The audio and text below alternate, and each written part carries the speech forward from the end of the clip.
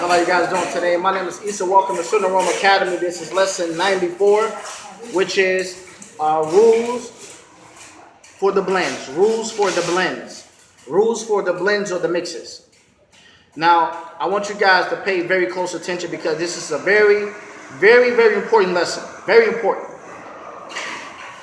And because these are specifically for people who they like to make their blends.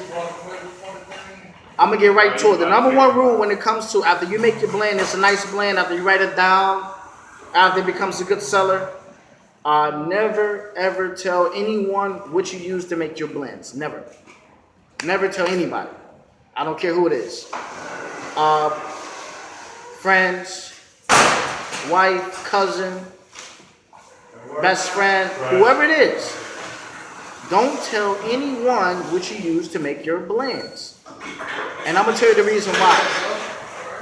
Because when it gets to one person, the next day you look around, they got to 10 people. Within a whole month, they probably got to 1,000 people. Now, why would they buy the blends from you when they already got the recipe? They already got the ingredients. They already know what you use to mix it. Be very careful. Don't tell anybody. Don't tell anybody. And you got some customers, they'll come to you, they'll do this. It's all man. You got customers, some customers that will come to say, oh, you know, that smells really good, man. How much is that? These customers, they want to buy it from you. Don't worry about that. They good. While you got some customers, they'll come to you, they'll smell it, and they know that it's your blend. They say, what did you use to make it? Say, listen, I can't tell you. And I will not tell you. Because what's going to happen is they're going to take your blends, they're going to take your mixes, make it themselves, right? That's what they're going to do. And they're going to not come back to you again. And they're going to sell your product. Now, some customers, they'll be slick. Or some guys who sell oils, or women that sell oils, they'll be slick. They'll do this. They'll smell it. You got two types of people that sells oils. When they smell your oils, when they smell your blend, you would get two types of people. You would get the first type of person that will say, oh, you know what, man? That smells really, really, really nice. That smells good, man. That's a pretty good fragrance right there. You're gonna do good with that. I applaud those type of salesmen. Yeah, some of them they'll say, hey man, give me a bottle, man. You know, that smells nice. I want to wear it on myself. Or you got some, they'll smell it. They say, you know what? Hey, man, let me get a bottle. They'll buy a bottle with the intention to try to find out what is in it. They'll go smell it, they'll put it on, and they'll wear it, and they'll try to find out what you use to make it. And the very last one, you got some people sell the fragrance, some people sell the oils. They'll smell it, right? They'll smell the bottle, and they'll be slick. And they'll say, what did you use to make it? Some people be real blunt. What did you use to make it? Don't tell them anything. Some of them, some of the smart ones, they'll do this.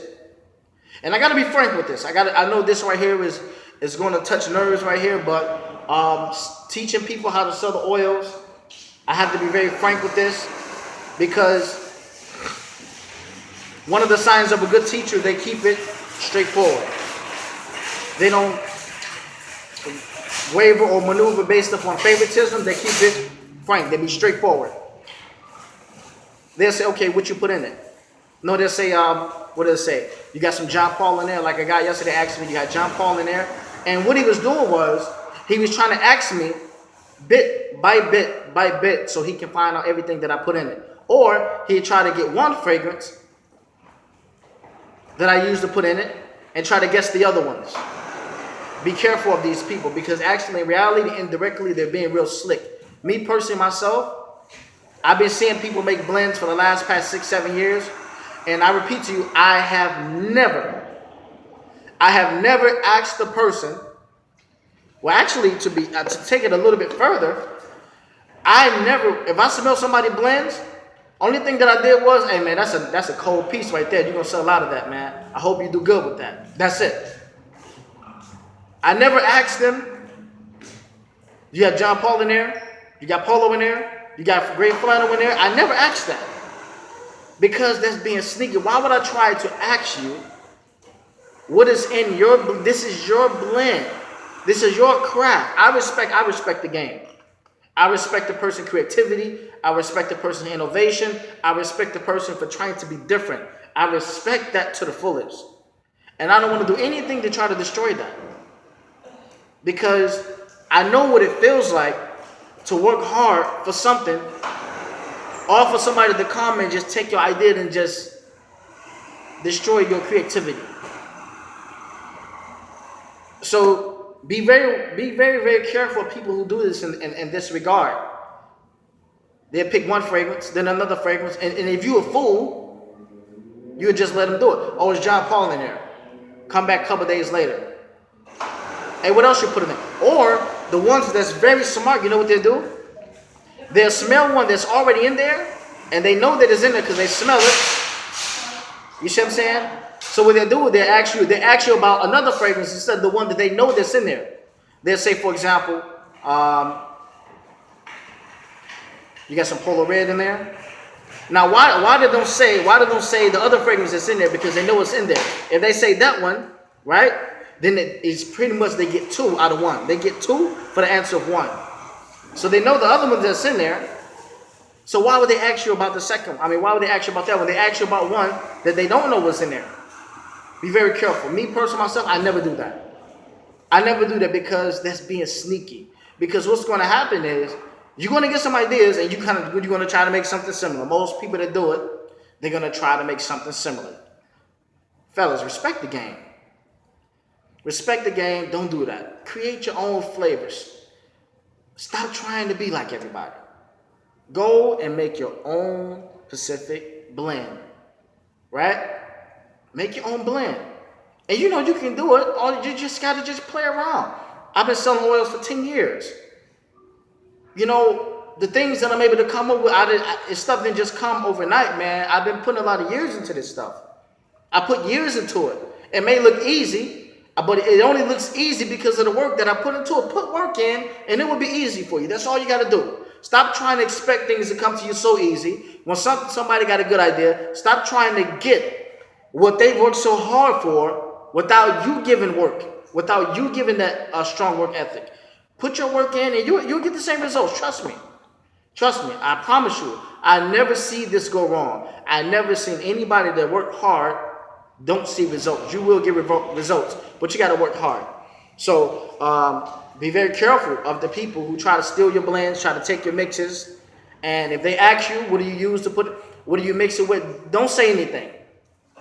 Just say, listen, I'm not going to tell you anything. You can guess all you want. So John Paul, you can guess. You can keep guessing. And what's going to happen is, by you not giving a response and they try to mix it, what's going to happen is they're going to lose more money. They're going to lose a lot of money.